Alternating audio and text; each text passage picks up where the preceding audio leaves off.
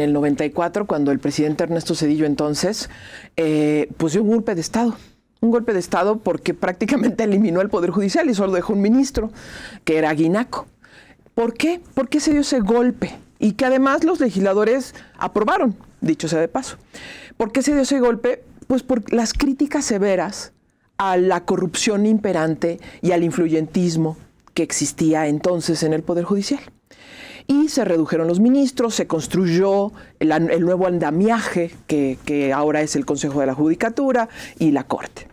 Y pues todo fue evolucionando muy bien. De hecho, recuerdo yo que en ese momento los ministros, por primera vez, esos 11 ministros, se empezaron a acercar a los medios de comunicación, se empezó a ver apertura. Antes tú ibas a la Corte y era prácticamente imposible a abrir una puerta y que un ministro te recibiera. A partir de entonces se dio el acercamiento, comenzamos a entender y comprender qué era el Poder Judicial y qué era la Corte, cómo operaba. Pero al paso de los años y al paso de los presidentes de la Corte, las cosas fueron cambiando. Para bien algunas, para mal otras. Se lograron, por ejemplo, el tema de los derechos humanos, que se elevara a un rango tan alto, ¿no? Que eso hace que cualquier ciudadano pueda ejercer y exigir sus derechos ante un juez. Bueno, hubo una reforma constitucional de enorme calado. Así es. Gracias a las sentencias de la Corte Interamericana de Derechos Humanos y demás cuestiones.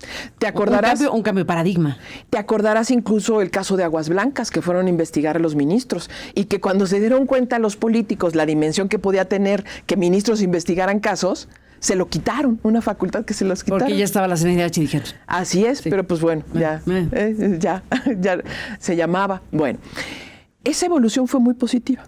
El problema es que a la par fue creciendo el Poder Judicial por las necesidades de los casos, de más áreas jurídicas que se necesitaban, de la reforma que se implementó en el 2008 para poder convertirnos en un nuevo tribunal de justicia, de nuevas formas de justicia. En el camino, el problema es que se volvió a alejar el Poder Judicial. Se olvidó de la entraña social que debe tener. No todos, pero sí como órgano, como institución. Y no me refiero a que salgas en TikTok ni que hagas, no me refiero a eso. Me refiero a tú pedías, por ejemplo, a la comunicación social sentencias y el Consejo de la Judicatura de Comunicación decía, déjame le pregunto al juez o a la juez. Y generalmente, al menos lo que nos decía o nos dice la comunicación social era, no quiere que se dé a conocer. La sentencia de cualquier caso. Ya sentencia, imagínate ya. Entonces, y lo mismo magistrados y tribunales. Pero no solo eso, Carmen. La falta de supervisión, hagamos el análisis. Mira, el Consejo de la Judicatura hoy día, prácticamente en sus 7 miembros, 5 fueron puestos o en la administración de Andrés Manuel o incluso por intermediación de Arturo Saldívar. Eso te diría, si es el órgano de administración del Poder Judicial y que vigila, ¿eso qué te diría? Pues que están muy bien vigilando y que además están actuando y administrando bien, ¿no? Pues si ya tienen la mayoría, ¿no? ¿Y por qué Arturo Saldívar dice que desde que llegó la nueva ministra hay corrupción otra vez? Entonces no me explico. Si la mayoría del Consejo son de esta administración, pues ¿cómo? ¿Por qué hay corrupción? ¿No? Y si vamos a los ministros, si son 11 ministros y de esos 11 ministros, 5 han sido colocados por esta administración, bueno, ¿por qué también no funciona? Pues nos lleva a la conclusión de que fueron propuestos y votados en el Senado, salvo Lenia Batres. Salvo Lenia, sí. Salvo Lenia, fueron propuestos por el Ejecutivo y votados por el Senado.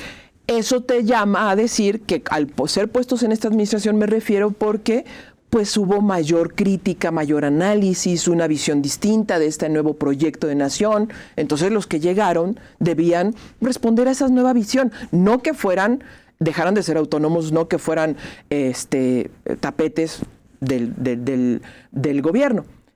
Bueno, salvo 3 ministras que hacen arengas políticas. Pero ¿qué falla entonces? ¿Cuál es el problema? El problema es que ¿y por qué entonces Andrés Manuel López Obrador, el presidente, se lanza con esta reforma que avasalla todo? y que además es inoperable. ¿Y por qué, según tú? ¿Por qué se lanza? Porque, bueno, muchos hemos usado la palabra venganza por resoluciones en su contra de ministros que él creyó que iban a votar de otra manera. A lo mejor una parte, esa hipótesis en el sentido de que, pues, a pesar de que nombré, no funciona como yo quiero, ¿no? A pesar de que propuse... Ajá, esa es la palabra, gracias por corregirme, esa es la palabra correcta. A pesar de que propuse y fueron votados, yo los impulsé, o sea, algunos de ellos casi otros, diría que, bueno, no dice, pero casi me la deben, sí. ¿Y por qué votan en mi contra? Porque no se han renovado en este nuevo proyecto, ¿no? Que tenemos. Bueno, porque lo que ha detectado el análisis que hace el Ejecutivo es este poder no está a la vanguardia del proyecto que yo veo, ¿no? Y que yo impulso, porque está concediendo amparos y está siendo usado por los poderes económicos y poderes políticos para seguir interrumpiendo este proceso. Y toma y dice mentiras sobre cosas como que todos los ministros son terribles y son corruptos, o la mayoría, o que todos los jueces y magistrados lo son. No es cierto. No, eso no es verdad, es absolutamente falso. Que si hay corrupción, sí. Y no solo en jueces y magistrados, en secretarios, actuarios. Y no solo en el Poder Judicial, pero esa parte. Así es. ¿Y por qué no toca la Fiscalía? ¿Por qué no toca las fiscalías que deberían de ser parte del sistema de justicia de este país? ¿Qué son? ¿Qué son? Que deberían ser en una iniciativa. Exacto.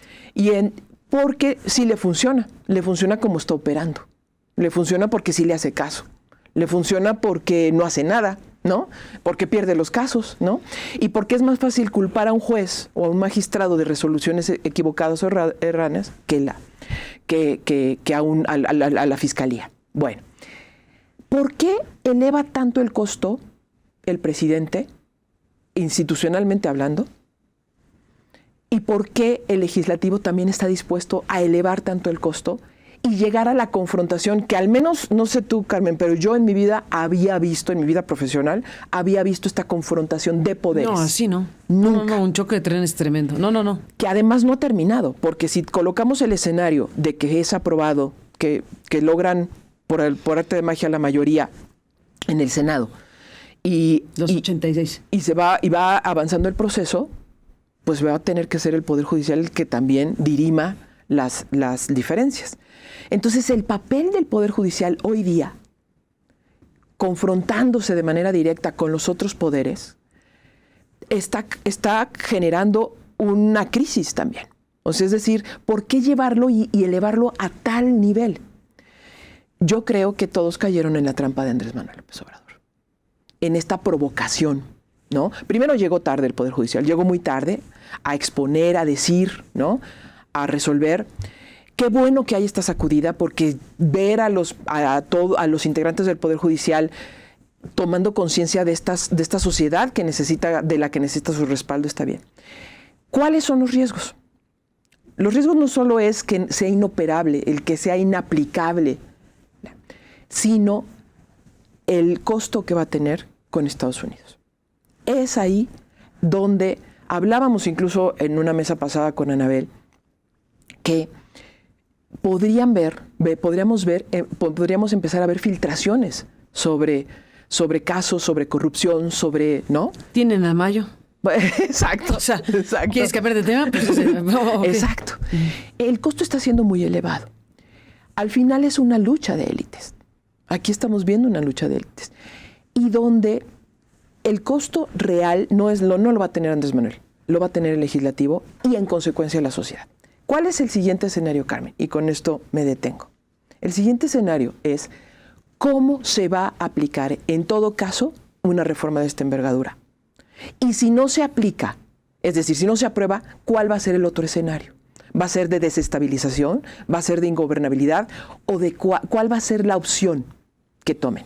Y si se aprueba, al ser difícilmente, prácticamente imposible. Me contaban varios abogados que estuvieron muy cerca de la reforma de Zedillo, que también Zedillo pensó en esta reforma, en que los jueces y magistrados también se renovaran, pero escuchó y dijo, no, es imposible. Pero el Consejo de la Judicatura va a poder hacer esa renovación, lo cual al final del día, 30 años después, vemos que no ocurrió como debía, ¿no? En alguna medida. No, fíjate que el Universal sacó el otro día un reportaje de mi compañera Zoe Gallegos de... el de Quinto Elemento, lo tenemos también en Aristegui. Exacto. Para el público, lo sacamos el Universal de Aristegui, un gran reportaje un gran reportaje de Quinto Elemento. Cierto, muy cierto. Primero lo vi en el Universal, después lo vi en tu portal. Perdón, es cierto, porque fue Quinto Elemento que lo sacó. Es impresionante los números de los magistrados y jueces que han sido sancionados. Prácticamente ninguno. Prácticamente han sido regañados, ¿no? Entonces, si un poder no está comprendiendo que el rechazo social proviene de la falta de justicia y un poder legislativo no comprende que es inoperable una reforma como esas, la crisis institucional no es que termine cuando se apruebe en el Senado ni cuando lo aprueben los congresos, sino apenas realmente comienza. Y ese es el riesgo. ¿Cuál va a ser la reacción del poder político, del poder económico, de Estados Unidos y de la sociedad en su conjunto? Ese es lo que está dirimiéndose en este momento. Y no es cierto, no todos los jueces y magistrados son corruptos, eso es falso. Y tampoco es cierto que sea un poder que tenga que ser desechado así. Entonces, aquí quienes van a tener el costo histórico realmente es el poder legislativo. Lo que podemos ver es, lo único que puede salvar esto, Carmen, ¿sabes qué es? Las reformas legales. Porque ya tenemos la reforma constitucional, si es que se diera en ese escenario. Las reformas legales tienen que hacer operable este cambio institucional. Si no se logra, entonces sí vamos a tener una crisis democrática muy severa para Claudia Sheinbaum. Para el país y para quien va a gobernar este país. Sí, claro, porque es un asunto de gobernabilidad, por supuesto, y de democracia. O sea, es un asunto y donde tendremos que definir el nuevo proyecto de nación en medio de la confrontación de poderes, que no debe existir porque son poderes constitucionales, los tres poderes. Ese es el riesgo y es ahí, es donde está grave. El problema está, ¿se puede resolver? Sí se puede resolver con las leyes orgánicas, con las leyes secundarias. Nos manda un mensaje, bueno, tengo aquí varios mensajes, Maridalia Gómez, ya te imaginarás, y gracias al público que está en nuestro buzón de voz también muy activo, con mucha razón estamos alentándonos entre nosotros como sociedad a discutir, a analizar, a estar presentes, a estar exigiendo pues lo que cada quien considere que hay que exigir a los poderes, al presidente, al Congreso, a los que van a tomar decisiones en nuestro nombre. Y bueno, estoy aquí dentro de los mensajes que recibo leyendo uno que me manda José Jorge Martínez, que es abogado, que suele seguir el programa y le mandamos un saludo.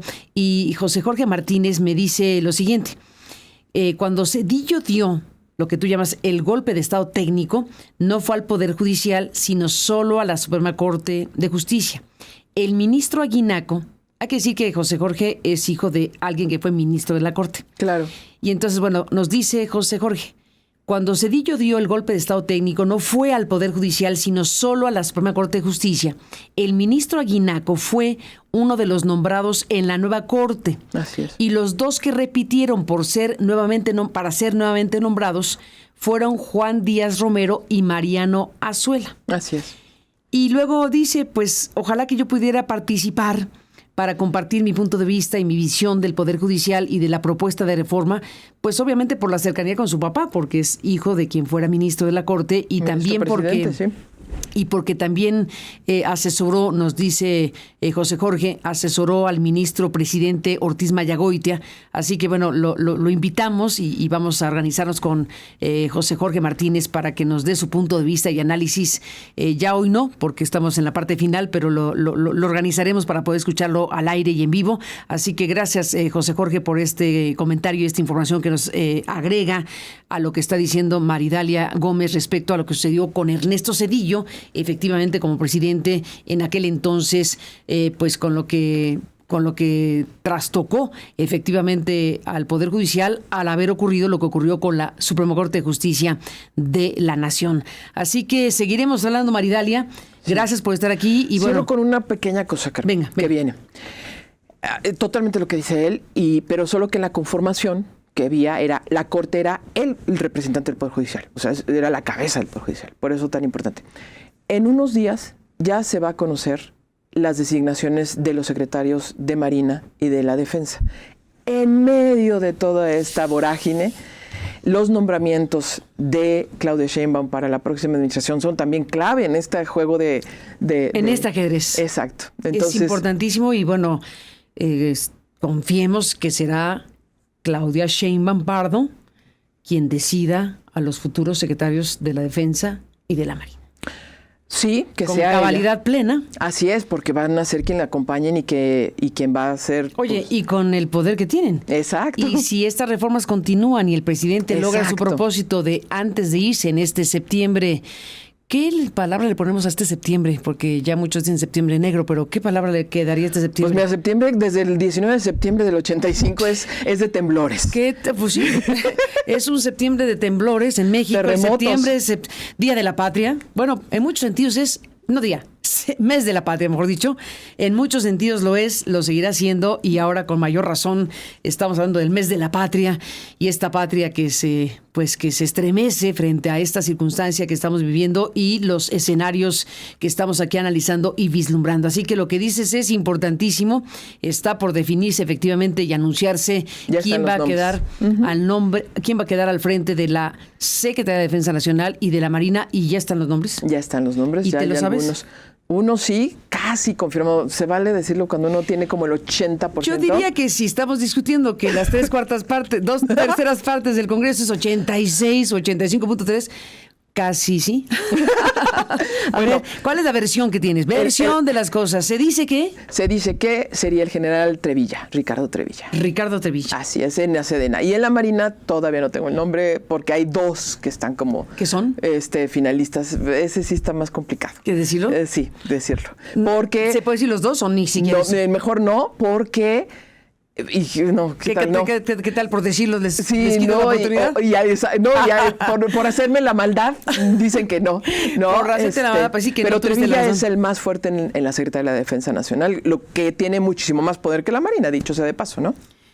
Trevilla, el general Trevilla, bueno, veremos si esta versión de las cosas se confirma. ¿En qué momento será? ¿Ya el 5-4-3-2-1? Sí, ya pasará el 15 de septiembre, por ahí estarán ya diciéndolo, pero ya están los nombres, ya los tienen, ya fueron elegidos, ya fueron consensuados. Lo que no sé si lo sabe Estados Unidos, que normalmente se mencionan, se comentan, se sugieren, pero ahorita están enojados.